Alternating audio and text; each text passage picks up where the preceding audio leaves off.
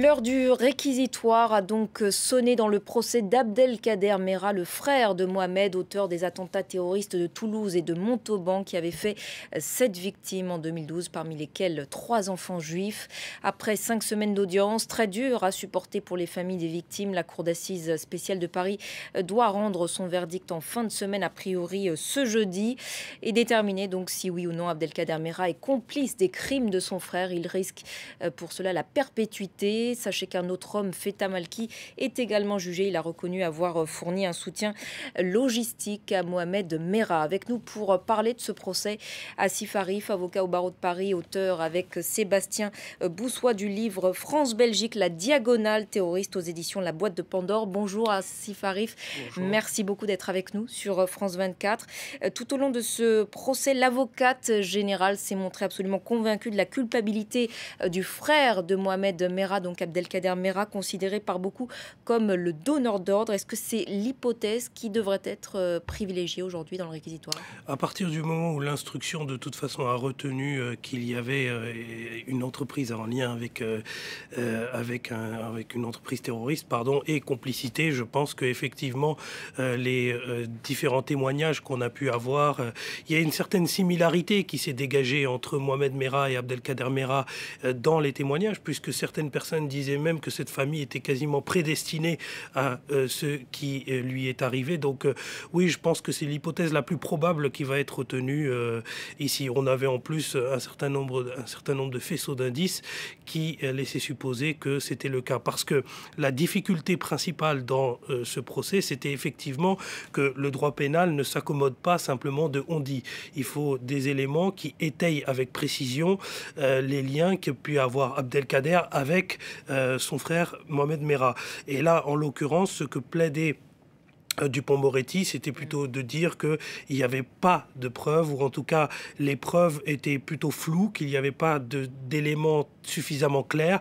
Et en l'occurrence du côté des parties civiles, on plaidait plutôt un certain nombre d'éléments. Il y avait le scooter, il y avait plusieurs éléments qui laissaient penser qu'il y avait un lien manifeste, et donc il y avait une complicité manifeste entre les deux frères.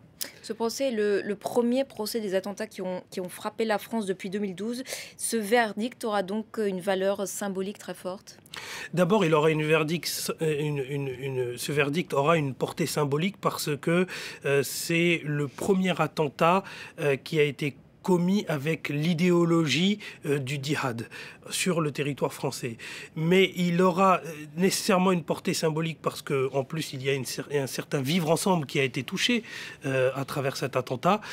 Mais je ne pense pas qu'il y aura une certaine forme de réciprocité avec les procès qui vont venir éventuellement des attentats qui se sont passés en 2015 sur le territoire français. Pourquoi? Parce que en 2015, on était déjà avec Charlie Hebdo, on était sur Al-Qaïda, plus que vraiment sur une hypothèse isolée, même si on a des liens qui démontrent que Mohamed Merah était plus ou moins en lien avec Al-Qaïda, et on aura encore moins de liens avec les procès qui vont venir par la suite, notamment du 13 novembre, parce que là, en l'occurrence, c'était Daesh qui était derrière à la logique. En revanche, ça suppose de poser une question préalable, c'est que ici, il y avait le frère et Mohamed Merah, et selon le verdict, on saura s'il y avait une entreprise terroriste, c'est-à-dire qu'il y avait vraiment 2 personnes qui avaient fabriqué et qui avaient planifié cette attaque terroriste, ou alors c'était l'œuvre plutôt d'un loup solitaire qui était Mohamed Merah lui seul et qui aurait agi dans son coin. Et là, en l'occurrence, avec le Bataclan,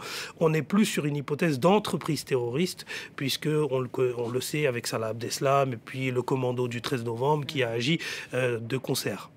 Asif Arif, à la mi-octobre, un projet de loi antiterroriste a été adopté par le Sénat français. Est-ce que vous pensez qu'il va permettre de lutter efficacement justement contre ces loups solitaires comme Mohamed Merah? Écoutez, ce projet de loi qui a été effectivement adopté en lecture définitive, je ne sais pas s'il va réellement permettre d'arrêter des Mohamed Merah, parce que Mohamed Merah, même s'il y a certains témoins qui sont venus dire ce que je vous disais tout à l'heure, c'est que ça se prédestinait plus ou moins au chaos, en quelque sorte, cette famille. La cellule familiale, ça reste quelque chose qui est difficilement identifiable à l'origine. C'est-à-dire qui va aller savoir ce qui se passe dans la cellule familiale. On ne peut pas mettre une surveillance sur toutes les personnes dans lesquelles il y a des difficultés dans les foyers familiaux, etc. Donc on ne peut pas savoir quel loup solitaire pourrait débarquer à un moment donné et décider de commettre un attentat. Ce qui suppose une responsabilité de nous, en tant qu'individus vivant dans une société, à bien essayer de comprendre ce qui se passe autour de nous. Les attentats terroristes ne vont pas s'arrêter parce qu'on a adopté un projet de loi en lecture définitive, pas du tout. Mais ce projet de loi, il a davantage une vision préventive plutôt que vraiment une vision répressive.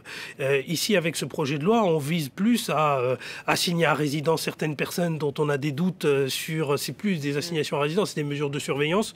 On veut les mettre, en tout cas, sous mesure de surveillance pendant 1 an pour voir comment ils agissent, comment ils réagissent éventuellement à certains attentats.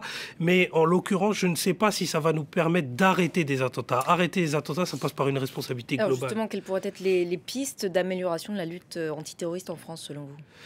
Moi, je pense que ça passe de toute façon par D'abord, c'est la chose principale et qui revient assez souvent après un attentat, c'est où sont les musulmans, qu'est-ce qu'ils ont fait, pourquoi ils ne condamnent pas, etc. Ça passe peut-être par une meilleure intégration, en tout cas des musulmans au sein de notre société.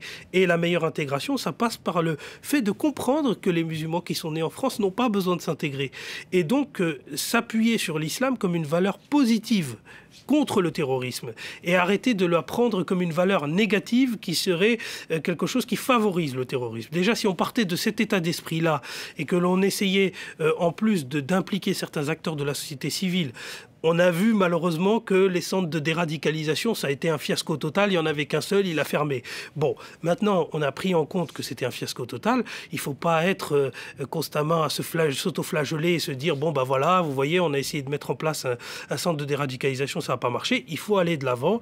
Il faut essayer de prendre des acteurs de terrain qui sont crédibles, qui sont des aumôniers musulmans, qui sont également des aumôniers d'autres religions, qui peuvent venir parler avec certains spécialistes de la déradicalisation dans un centre qui serait pour le coup un peu mieux structuré que celui qui vient de fermer. Merci beaucoup Asif Arif pour votre éclairage aujourd'hui sur notre antenne.